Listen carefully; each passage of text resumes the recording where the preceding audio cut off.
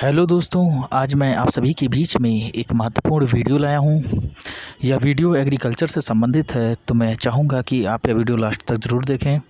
अगर वीडियो आपको पसंद आए तो कृपया वीडियो को लाइक कीजिए, चैनल पर नए हैं तो चैनल को सब्सक्राइब कीजिए। दोस्तों, आज के इस वीडियो में हम लोग नीमरा सुंडा बुक के अंतर्गत जो एग्रोनॉमी का पोर्शन था उसमें हम लोग जौ के बारे में देखेंगे। अगर आप मेरे और भी वीडियो देखना चाहते हैं तो आप चैनल पर जाकर देख सकते हैं। साथ ही में जो लोग टेलीग्राम ग्रुप को नहीं ज्वाइन किए हैं उनके लिए डिस्क्रिप्शन में लिंक दे दिया जाएगा, वहां से वो ज्वाइन कर लें। तो चलिए बिना टाइम गए वीडियो को शुरू करते हैं। वीडियो पसंद आए तो वीडियो को लाइक कीजिए, चैनल पर नए हैं तो चैनल को सब्सक्राइब कीजिए। तो चलिए वीडियो को शुरू करते हैं। जौ, जिसका वैज्ञानिक नाम है होर्डियम वल्गेयर। उत्पत्ति स्थान कहाँ है इसका? तो इथोपिया, दक्षिण पश्चिमी एशिया। कुल क्या है इसका? तो ग्रेमनी पोएसी। स्वपरागित फसल है। और गुणसूत्र कितने होते हैं जौ के? तो 2n इसका 14 है। और जौ के दानों में नमी 12%, प्रोटीन 11.5%, एल्ब्यूमिनोइड के रूप में पाया जाता है व कार्बोहाइड्रेट 75% पाया जाता है। तो जौ, जिसे इंग्लिश में क्या कहते हैं? बार्ले कहते हैं।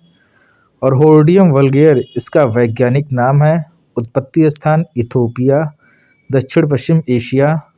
कुल ग्रेमनी, स्वपरागित फसल है। गुणसूत्र कितने होते हैं? 2n इसमें 14 होता है। और जौ के दानों में नमी कितना होता है? तो 12% होता है। और प्रोटीन 11.5% पाया जाता है, जो कि एल्ब्यूमिनोइड के रूप में होता है।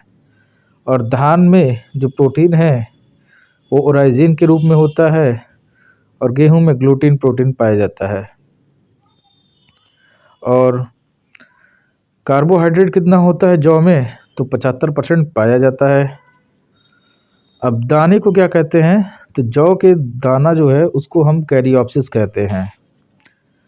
और पुष्पक्रम किस प्रकार का होता है? तो स्पाइक या हेड जो है होता है। और लवड़ीय व क्षारीय के लिए क्या होता है? सहनशील फसल है। और जौ में स्टार्च माल्ट के रूप में होती है। और इससे अल्कोहल, यीस्ट व बियर बनाई जाती है। और the blossom technique is used for the production of double haploid barley by using chromosomes elimination technique. तो ब्लॉसम टेक्निक का यूज करके जो है प्रोडक्शन किया जाता है डबल हैप्लॉइड बार्ले का। और जिसमें करते क्या है? क्रोमोसोम्स को एलिमिनेट करते हैं। और लुगदी क्या होता है?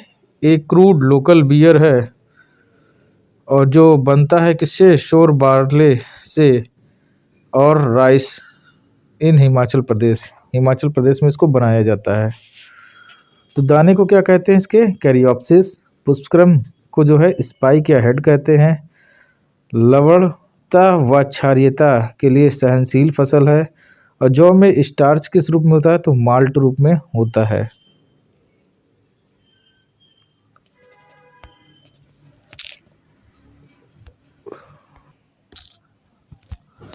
और जलवायु की बात करते हैं तो जलवायु कैसा चाहिए होता है? शीतोष्ण जलवायु। और भारत में उत्तर प्रदेश जौ के क्षेत्रफल एवं उत्पादन में प्रथम स्थान पे है। तो जौ का क्षेत्रफल और उत्पादन देखा जाए तो कौन प्रथम पे है? तो उत्तर प्रदेश प्रथम है भारत में।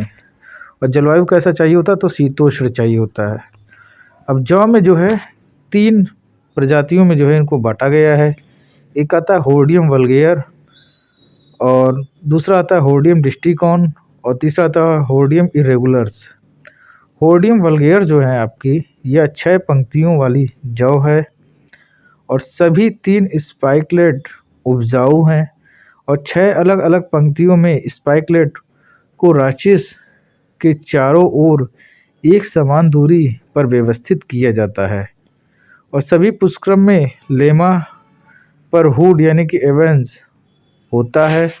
और भारत में इस समूह सबसे अधिक जो है खेती की जाती है। तो होर्डियम वल्गेयर कितने पंक्ति वाला है? तो 6 पंक्तियों वाली जौ है और इसमें 3 स्पाइकलेट्स उपजाऊ हैं और सभी पुष्पों में क्या होता है? तो लेमा पर जो है ऊड होता है। अब सेकंड आता है होर्डियम डिस्टिकॉन 2 रो बार्ले। इसमें केवल 2 पंक्ति वाली जौ होती है, केवल मध्य स्पाइकलेट फर्टाइल होता है। तो होर्डियम डिस्टिकॉन में क्या होता है? केवल 2 पंक्ति वाली जौ होती है और मध्य जो स्पाइकलेट है वही केवल फर्टाइल होता है। और तीसरा आता है होर्डियम इरेगुलर, जिसको 2 रो बार्ले कहते हैं। इस प्रजाति में 2 पंक्ति या जो है 6 पंक्ति वाली बालियां पाई जाती है। और किस्मों की बात करते हैं तो सामान्य किस्में कौन सी हैं इसकी? RS6 है, अंबर है, आज़ाद है, करण है, केदार है, कैलाश है, ज्योति है, रत्ना है। और रत्ना जो है इसका नाम से जो है आम व धान में भी किस्म है। तो सामान्य किस्म में कौन सा था? RS6 है, अंबर है, आज़ाद है, करण है, केदार है, कैलाश है, ज्योति है, रत्ना है। और रत्ना नाम से और किस की वैरायटी है? तो आम की भी है, धान की भी है। अगला आता है मोलिया निमेटोड रोगरोधी किस्म। तो मोलिया निमेटोड रोगरोधी किस्म कौन सा है? RD 387 है, जिसको राजकिरण कहते हैं। और RD 2035 है, RD 2052 है, RDB 1 है। तो RD 387 है, जिसको राजकिरण कहते हैं। और लवणता सहनशील किस्म में कौन सा है? तो BL 2 है, जिसको बिलाड़ा 2 कहते हैं। और RD 2552 है और आज़ाद है। तो लवणता सहनशील किस्म कौन सी है? BL 2, जिसको बिलाड़ा 2 कहते हैं, और RD 2552 और आज़ाद है। अब छिलका रहित किस्म में कौन सा आता है? तो डोलमा आता है, करण 3 आता है, हिमानी आता है। और माल्ट के लिए कौन सी किस्म है? तो क्लीपर है, अंबर है, RD 137 है। और उत्परिवर्तित किस्मों में कौन सा आता है? तो BM 4 आता है। BM 4 जौ की जो किस्म है वो उत्परिवर्तित किस्म है, IARI दिल्ली द्वारा जो है विकसित किया गया है। अब बीज दर, तो इसमें बीज दर कितना चाहिए होता है? तो 100 kg पर हेक्टेयर। और बुआई का समय क्या चाहिए होता है? तो मध्य अक्टूबर से मध्य नवंबर। बुआई का समय मध्य अक्टूबर से मध्य नवंबर और बीज दर 100 kg पर हेक्टेयर। अब दूरी की बात करते हैं तो इसमें कतार से कतार की दूरी कितना रखते हैं? तो 22.5 सेंटीमीटर रखते हैं।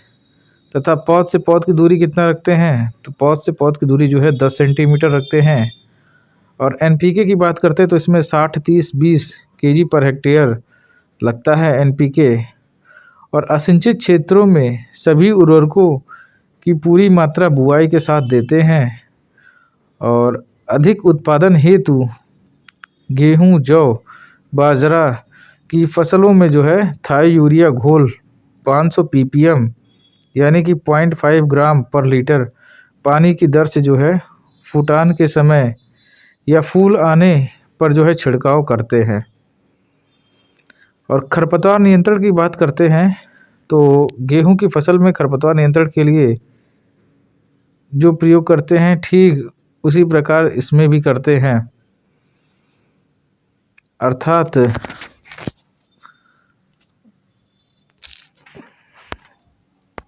मेटासल्फ्यूरान मिथाइल का प्रयोग करते हैं।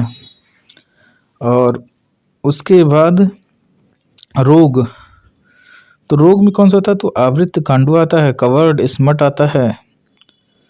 तो यह जो है जौ का मुख्य बीमारी है और किस कवक से होता है? तो ऑस्टियोलागो होर्डाई द्वारा होता है, कवक द्वारा होता है। और नियंत्रण के लिए किसका प्रयोग करते हैं? तो बाविस्टीन या विटावैक्स 3 ग्राम पर kg बीज के हिसाब से उपचारित करते हैं।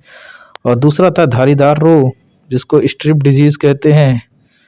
तो यह किस कवक से होता है? तो हेलमिंथोस्पोरियम ग्रेमिनियम कवक द्वारा होता है। यह एक सीड बॉर्न डिजीज़ है।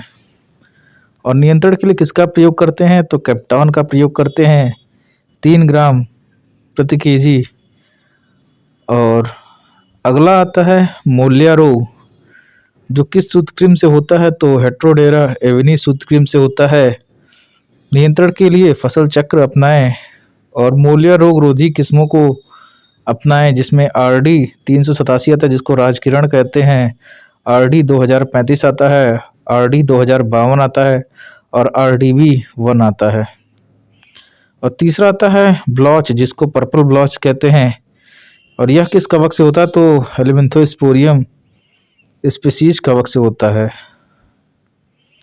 तो रोग कौन कौन से लगते हैं? तो आवृत कांडवा लगता है जिसको कवर्ड स्मट कहते हैं। और किस कवक से होता है? तो आस्ट्रिलागो हॉर्डाई।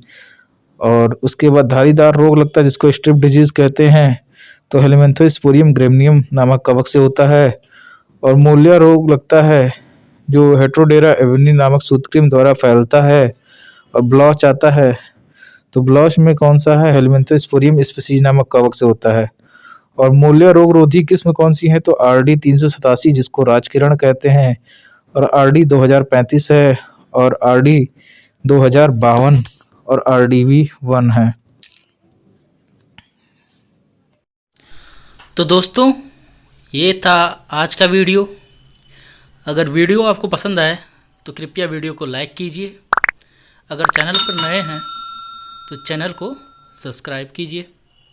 मिलते हैं हम आपसे अगले वीडियो में। तब तक के लिए टाटा बाय बाय।